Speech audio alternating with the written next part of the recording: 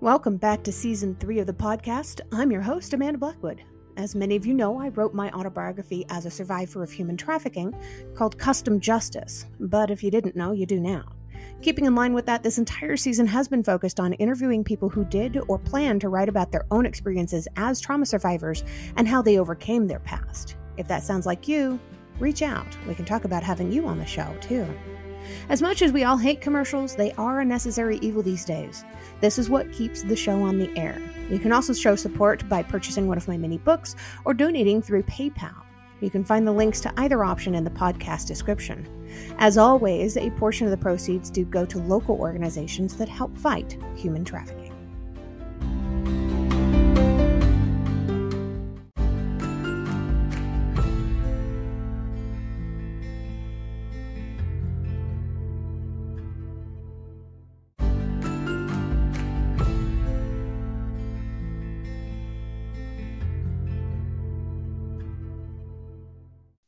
Ladies and gentlemen, welcome back to the podcast. My name is Amanda Blackwood. I'm your host, of course. With me today, I have an incredible woman. I was super thrilled when she was agreeable to being on my podcast. Marcia Van Wensberg has been dealing with some stuff in her life that I think a lot of parents especially can really kind of understand, but a lot of us in ourselves too. Mm-hmm. It's not just parents, but parents will probably get a lot of help out of this. I'm going to let her explain this because, of course, I'm already failing at it because she's incredible and I can't put it into words. So, Marcia, welcome to the show. Okay, first off, you're not failing. And second of all, I'm always the one to correct when I hear like, no, be kind to ourselves. And the second piece is thank you so much for having me here, Amanda. This is, your platform, everything that you're doing and speaking and sharing it is required. It's literally required. These are the topics that we need to talk about. So I'm grateful to be here. My name is Marcia Van Wensberg, and I am a whole lot of things from storytelling NLP trainer, speaker, published author, multi-podcast that we have released. And I am in this space of almost not recognizing where life is now compared to where it was. About a decade ago, we started dealing with teen substance abuse, and there's nothing about our story that was a phase. Many people at that time, and still do now, say it's just a phase. They'll go through it. It happens. For us, it came into our life and it never left. It literally just never left. And it started to impact, infect every single aspect of our lives. And through that process, I basically got to the part where you were watching your kids become someone else.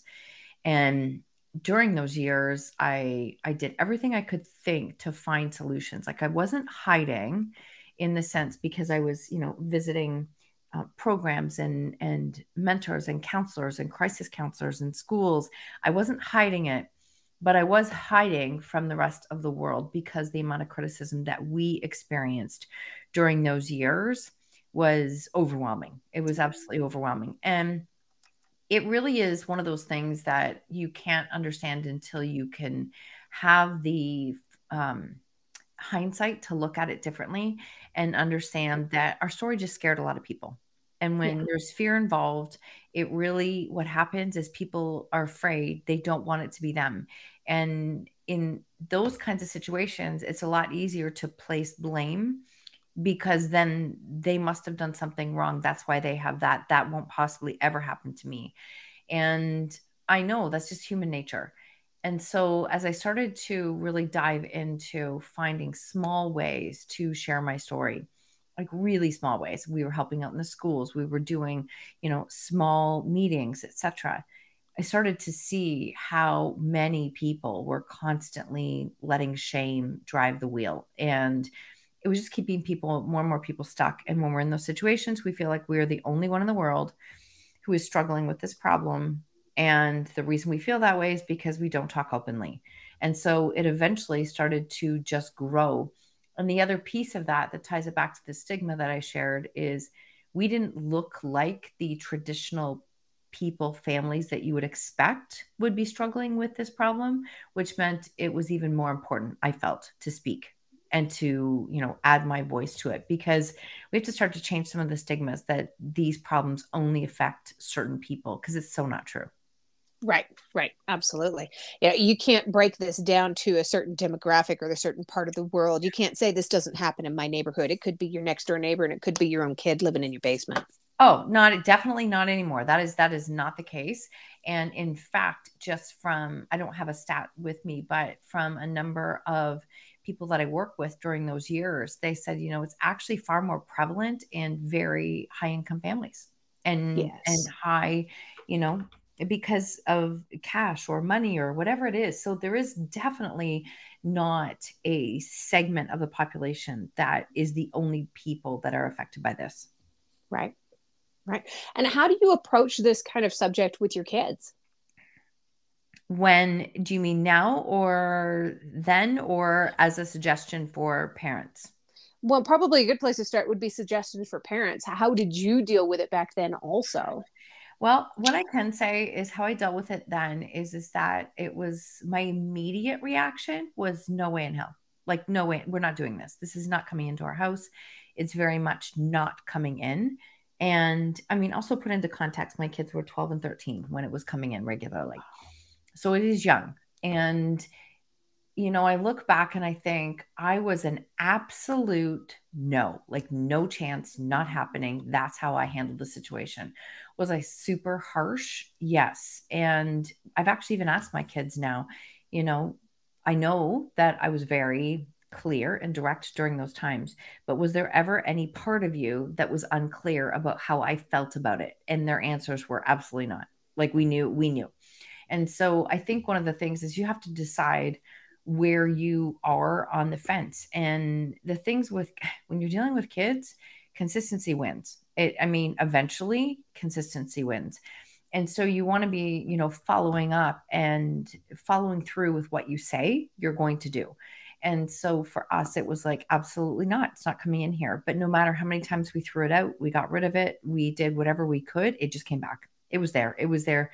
It was there on a regular basis until eventually it hit a point where, it affected them going to school, and it affected our lives in all different areas. So I think you have to become very clear on what your expectations are as a parent, because one of the perfect storms that we had at this time was the fact that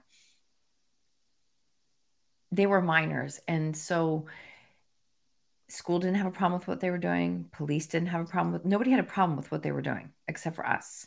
And at this point, I mean, we had a number of other families and people that we knew really well who thought it's not a big deal. It's actually safer to let your kids smoke up in the house than it is to wonder where they are.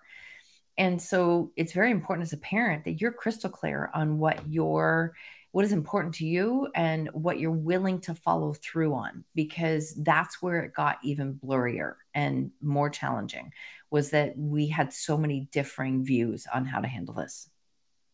Wow. What were some of the early signs that you started to notice when your boys were, you said they were starting to change physically and mentally and emotionally? Yeah, I think some of the early signs were that, like, the behaviors changed. You could start to see, like, in my opinion, I don't care what the substance is. It actually, it is irrelevant to a degree.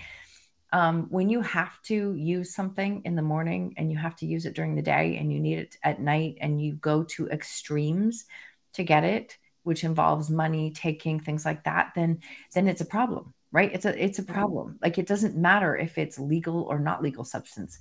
If I Right. need it to function all day long, then it's a problem.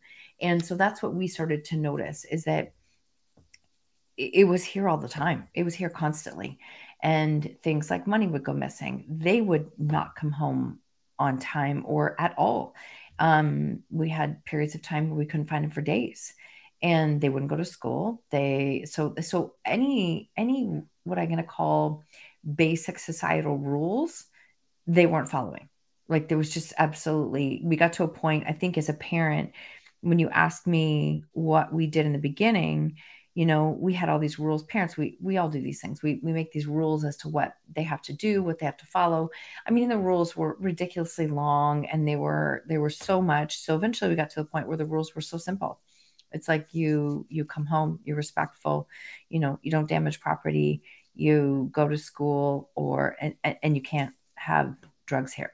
Like, that's what the rules became. So you have to start to really break it down and be super, super simple on what your rules are, but then also be willing to follow it through.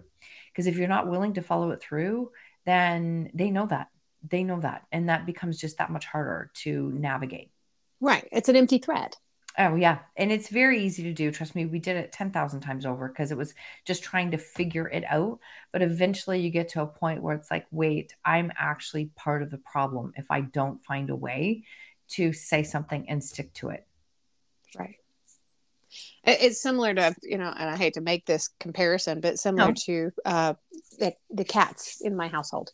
We Yeah. have water bottles. If they're getting into something that they shouldn't be getting into, an immediate response for me is to take the water bottle and to squirt them with a little bit of water. And they run off and, they stay out of it. Mm-hmm. It's to the point now where if I reach for that water bottle, they know that they shouldn't be doing what they're doing, and they scamper off and go do something else. Yes. When my husband reaches for the water bottle, he doesn't want to have to go over and clean the water up off of the floor. So he picks it up and he swishes it around in the bottle and points it at him, and they just look at him. If you don't follow through on your threats, they're not going to learn from what you're saying your actions will be. No, and you can get to the point where you do follow through on everything you say you will, and that still doesn't mean that it's going to be fixed. I think that's that's the hard part. Is I remember, I was, like I said, I was getting a lot of support at the time.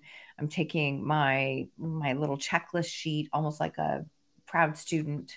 I'm taking it to my counselors, and I'm like, okay, I did everything you've asked. Like, every single thing you've asked, I've done it. And they're like, yes, that's it. Good job. I'm like, okay, but nobody still have the problems. I don't understand what I'm doing wrong. And it got to the point where it was like, kids, it's not your problem to solve anymore. And I'm like, what does that mean? Like, how do you do that and I know, as harsh as that sounds, it was true. It was not, because I couldn't make them make change. I tried everything possible. And it had to come to a point of letting go and surrendering and saying, I don't know how this is going to go, but my job became doing what I could and what we could to give their future self a chance. That became my anchor. Is, will this decision today, forget who they are right now, is this going to give their future self a chance or not? And that's what I started to make those decisions for. And I realized this is a really difficult conversation, and I have so many parents that will reach out and say, but how do you get them to change? I'm like, you can't. You have to continue to lead the way and be clear on what is okay and what's not okay. Right. And hopefully they will reach that point where they're willing and ready to start taking your guidance. Yes. And I think that really is, as a parent, I mean, I think our actions become so much more powerful than our words. And when I say, we tie it back to earlier, be careful what you say if you're not willing to follow through, because they'll watch the actions more than they'll listen to the words. Right. And it gets to a point where, we had, they were failing in school. They were, schools were like, what do we do? And I'm like, you failed them. And we went through this whole era where they didn't even want to fail kids. And I'm like, but they're not going to school. Like, what do you mean you don't want to fail them? And it's just this bizarre thing that, you can't, there's no human who is going to change their behavior if there's not a consequence. I don't care who you are. It's not going to happen. And so there had to come some consequences for their choices of what they were doing. And that's when things started to change. It's like, okay, that's great. If you don't want to go to school and you don't want to work, you can't stay here. That's just, I don't know where you're going to go. And that's an easy thing to say, a very difficult thing to follow through on. Wow. Yeah.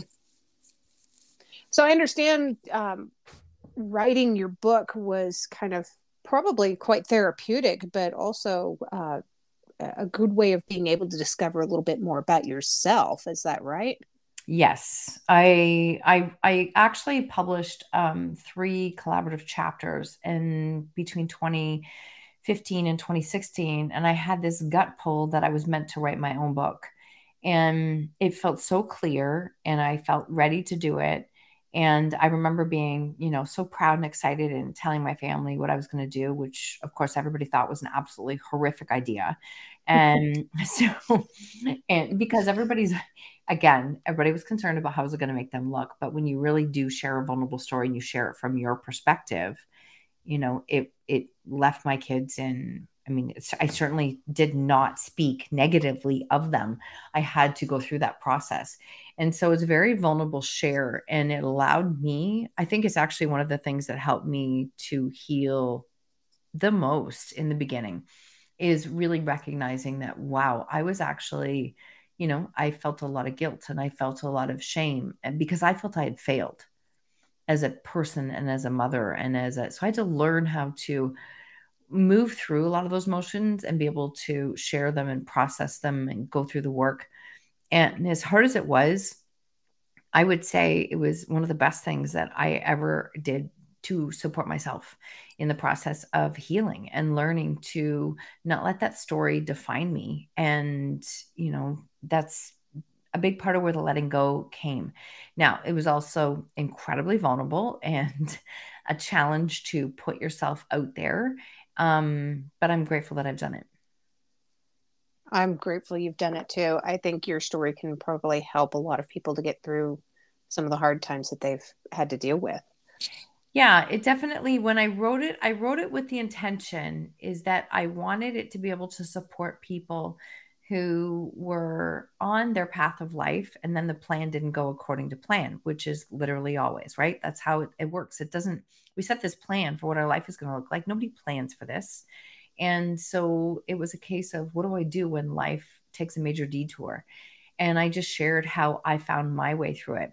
The beautiful thing is that it's connected with people who have, you know, lost a spouse, lost parents, marriages have ended, etc. So that's what I wanted it to be, and it has supported people even if they didn't walk in my shoes.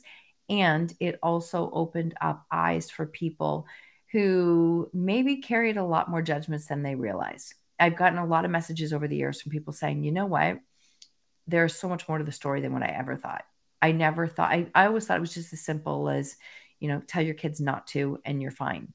And it's not. And I also know that there's a lot more to the story in the sense that some kids will pick up pot, they will pick up alcohol, they will try it once, maybe have it a few times on the weekend, don't really care, not a big deal, and they move on.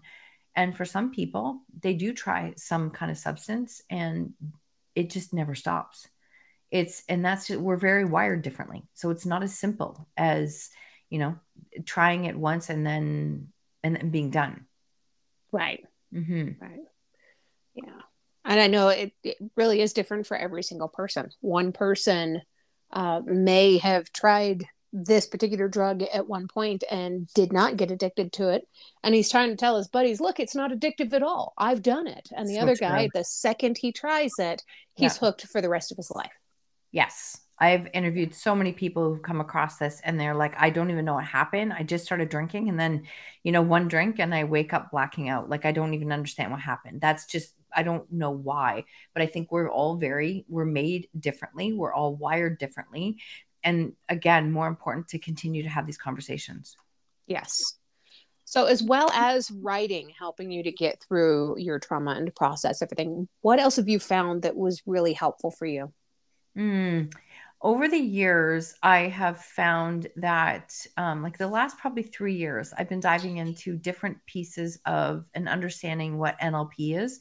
And NLP is neuro linguistic programming. And this was a major eye opener for me because I just muscled my way through things, right? You just push, go forward, just keep going.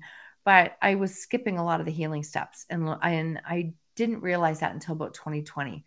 And through that process, that has been, release release exercises, different, kundalini, different movement, different yoga, and then subconscious reprogramming. So I've been using tools such as time techniques, where you can actually work with the subconscious mind to change some of those triggers that we experience that plant in our body, and they're there for years to come. So learning how to change the story, like change those triggers, EFT tapping, hypnosis, subliminals, a ton of counseling, a lot of mentoring, and just really working on trying to build a better relationship with myself and listen to what I need every day. And that might sound really simple, but that's actually been one of my lifelong lessons and journeys, is learning how to listen to what my needs were and build a better relationship with myself. That's fantastic. Yeah. It's been a life lesson. It is honestly has.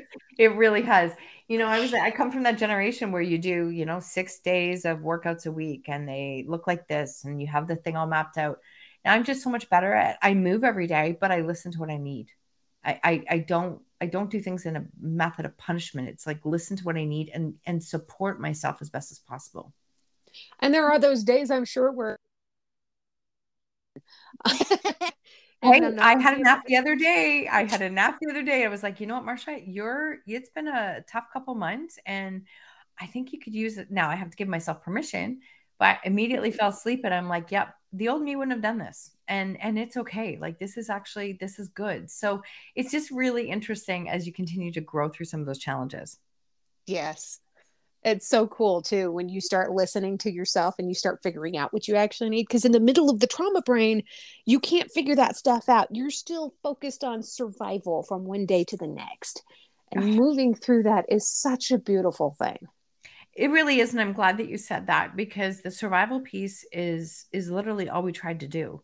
Like we just tried to, I mean, even in saying this, it sounds, if somebody's listening to this, it might sound like it was easy. It was not. It was not. It was a conscious choice every single day to continue. And eventually you just start stacking wins. But those wins, you require a lot of repetition when you're dealing with trauma. And it was a counselor who actually said to me, because we were in a meeting and there was a bunch of us, and somebody dropped something on the floor and I literally like jumped off the chair. You would have thought there was like a whole floor of snakes there. And she said, "Why did you do that?" I said, "Because it was noisy." And she goes, "No, no one else did that." And I'm like, "What does that mean? Like, what did I do wrong?" I was thinking I did something wrong. And she goes, "No, that's like trap trauma. You have PTSD in your body." And I'm like, what? And I didn't understand, because even then it was like, you think it is people who have lived in, like super traumatic situations, but really we did. Like it was extremely unpredictable and very scary at times. And so that has been a work in progress of recognizing that I have to work on me, because that's also the only other way any of my other relationships are going to improve. Amen. Mm-hmm. There's so many of those trauma reactions too, where even as we've already worked through the basic stages of trauma and we're in the acceptance now, we understand that this has happened, when we're ready to start doing the hard work to get through it, these trauma reactions keep cropping up, like the hypervigilance. You were so startled when a pen fell on the floor. Yes. Perfectionism is another trauma response, and there's so many of them. The flashes of anger, the avoidance of things that we typically love doing. Mm-hmm. And I'm sure you probably went through a ton of those too. Oh, I went through everything you just described, every single thing. I did, seriously, and I didn't add it up to understand what it was, because when you're in survival, you're literally just trying to make it one more day. That was literally, people would say to me, "What are you going to do next weekend? Are you able or free for dinner?" I'm like, "No idea. Today's Tuesday. I don't know." Like I'm just trying to make it through today. And when you're dealing with crisis and you're dealing with substance abuse and you're dealing with addiction and behaviors like this, what we found is, people work in their full-time jobs. We did. And, you come home at night to be able to relax in your home, or your weekends or holidays. Well, those were the worst days in the world for us. We didn't have downtime. And so you lived on high alert for years, and that's not good for your nervous system either. No, it has been directly linked to autoimmune diseases. Mm-hmm. I have, over the last 10 years, been diagnosed with chronic urticaria, which is hives, and Crohn's disease and thyroid disease, all these autoimmune diseases. I've Wow. overcome 2 of the 3 at this point, and I'm working on the 3rd. But all of this stuff is linked. If we live in this state of constant hypervigilance, we Mm-hmm. are doing permanent damage to our bodies, not just our minds or our hearts. 100% of everything that you said there. That's the piece of it. And I think I mean, I'm going to be turning 53 very shortly. And I sit here and I think back of, how my strength was being the perfectionist for years. Like I mean, you want stuff done, I get it done. I would work harder than most people. But when I really started to strip away that perfectionism, besides if you want to learn how to not be a perfectionist, write a book, because there's just, you can't take perfectionism into writing a book. It doesn't work. Nope. And so when I stripped that perfectionism away and really started to do more research and understand what it was underneath perfectionism, right? Lives shame, and under shame lives fear. And it's this fear of not wanting to be seen for making a mistake or not being good enough. And I started to recognize it. And now I am like the total opposite. Like I get people screenshot and they send me things all the time. They're like, you have a spelling mistake on your post on, like, it's so funny on this. And, as a writer, I would think that that's important for you to know. I just laughed and I'm like, yeah, it's on brand. That's on brand. Mistakes are on brand now. We're good. I posted a meme on Facebook, I think it was last week, that said, hey, now one character's talking to another. The first character says something like, I've been doing really well on social media, but I'm just looking to get more engagement. And the person they're speaking to says, just make a spelling mistake.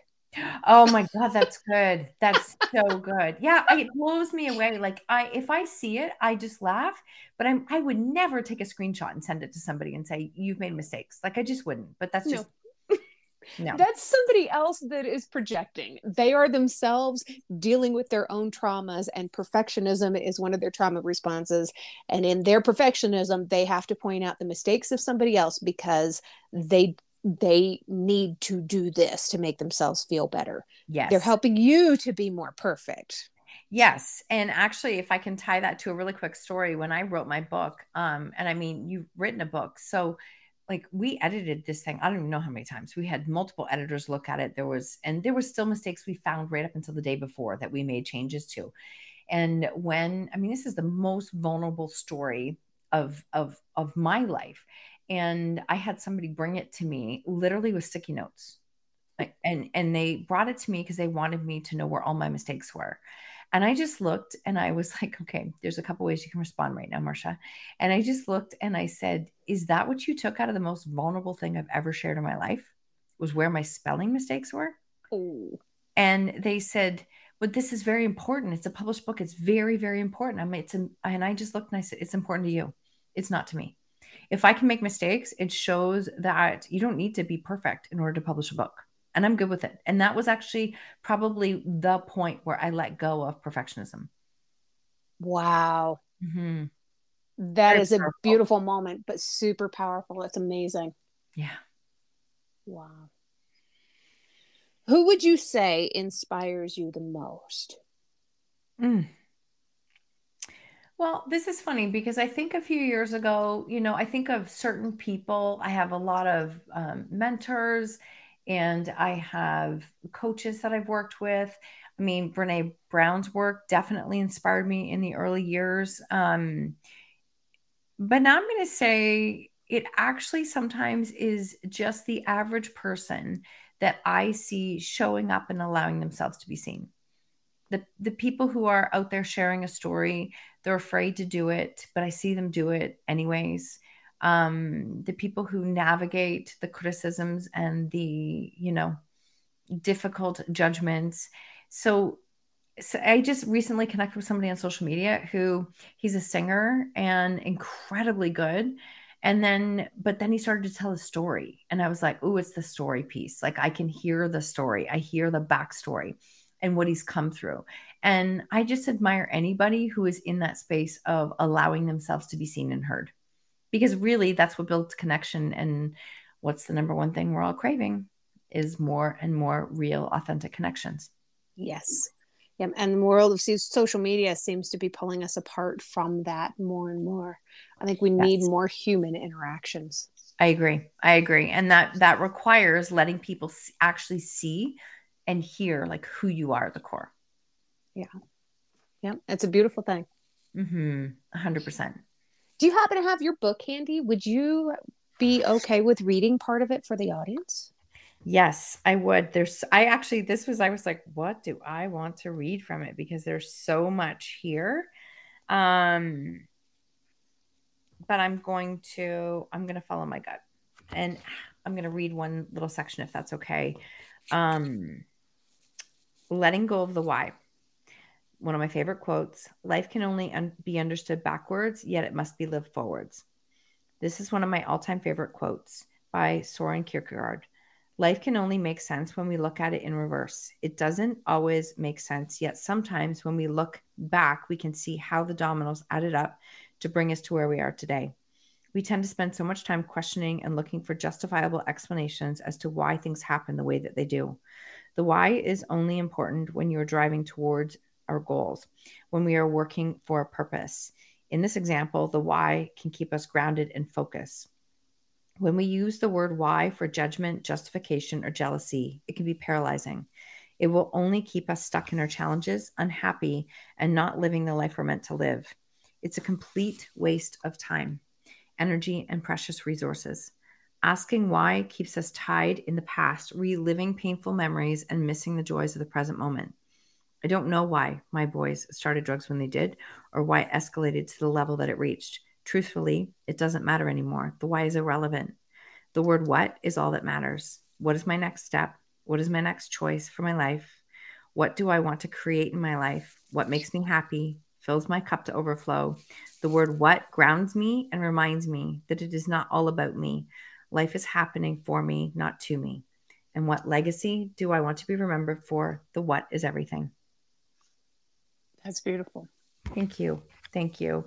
I named my book When She Stopped Asking Why, because I often ask people, what's the turning point? The turning point for me was when I let go of why.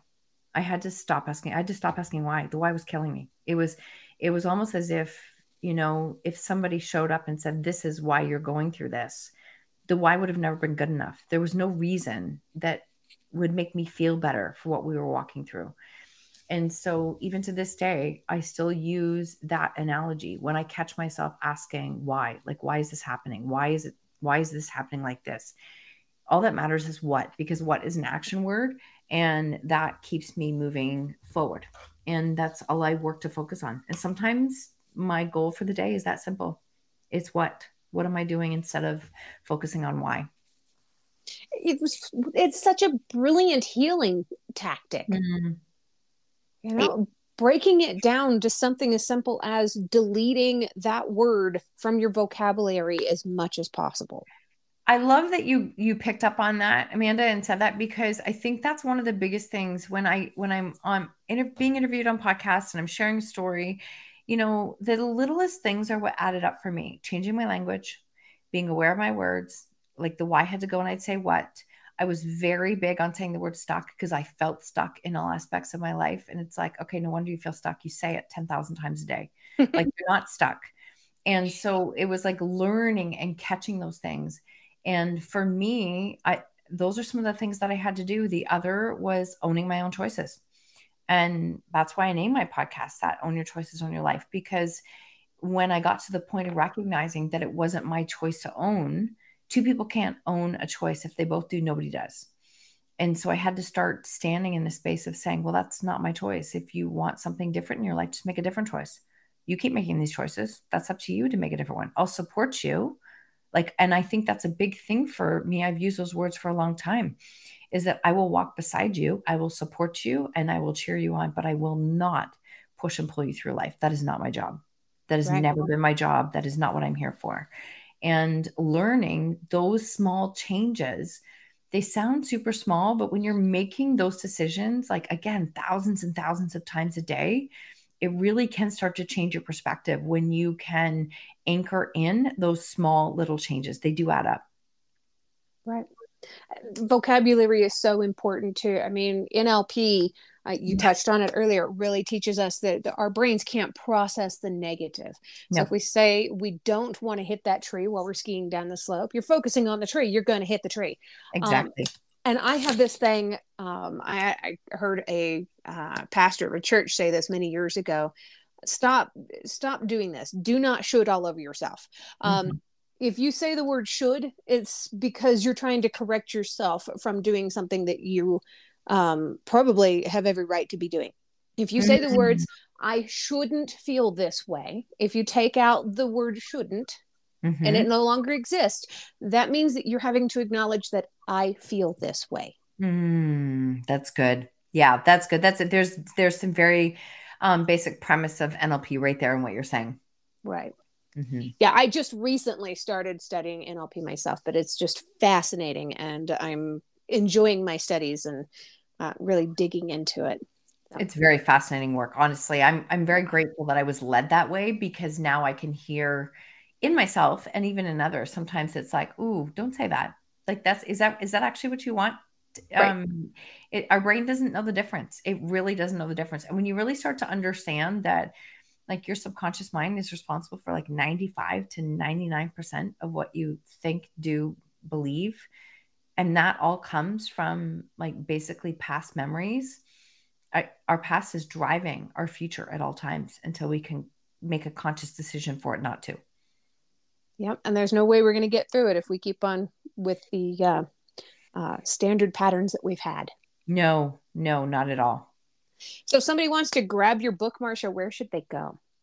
The easiest place is you can get it from my website, which is marshavanw.com. I think it's /book. I've made it super easy.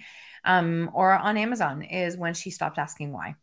Very cool. And I have links for your website, your Instagram, your Facebook, your LinkedIn, your podcast, your YouTube, your TikTok, your Outspoken. I've got all of these links and everything. I'm going to include them in the description of the podcast because this is all really important stuff. And I want people to be able to follow you on social media and reach out to you for that guidance and leadership if that's what they need. There's always one last question that I always ask people before I let them go. And it's my most favorite question because it kind of brings everything all together. What is one thing that you love about yourself that's not related to your physical appearance? My heart. I have a very big heart, and it is something that I think, because of my heart and what I've experienced, I'm really good at seeing someone's story from a different point of view. And that can be very helpful, especially when you're in difficult times. And I can look at maybe what someone's walking through and see it from a different point of view, because I feel like I've been in all of those shoes of judgments and criticisms and hard times. So I think that my heart is what I'm going to say. And I believe that the majority of people, I'm going to say everybody, are really doing the best they can with the situation that they are walking through. And I think we could all move a lot further forward with less judgment. I think you are amazing. I think you're absolutely right. But I think you're amazing. And your work is touching lives out there, whether you're familiar with it or aware of it or not. You are touching way more lives than you could possibly realize. Thank you so much. Honestly, Amanda, this has been such a pleasure to be here having this conversation with you. And I thank you for the work that you're doing, because again, we can't create change until more and more of us are talking about these difficult topics, which I think is ultimately what my soul signed up for. I'm very happy your soul did.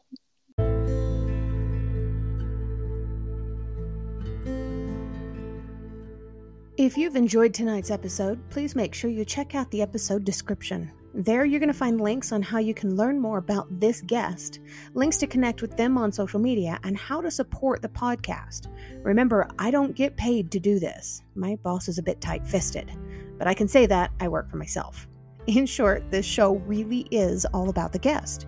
If you've enjoyed their interview, please feel free to let them know. You can also tune into my other podcast, Growth from Darkness, which is co-hosted by a lovely lady from Australia. We talk about what trauma responses are and healthy ways to move beyond the past. For more information, just go to growthfromdarkness.com.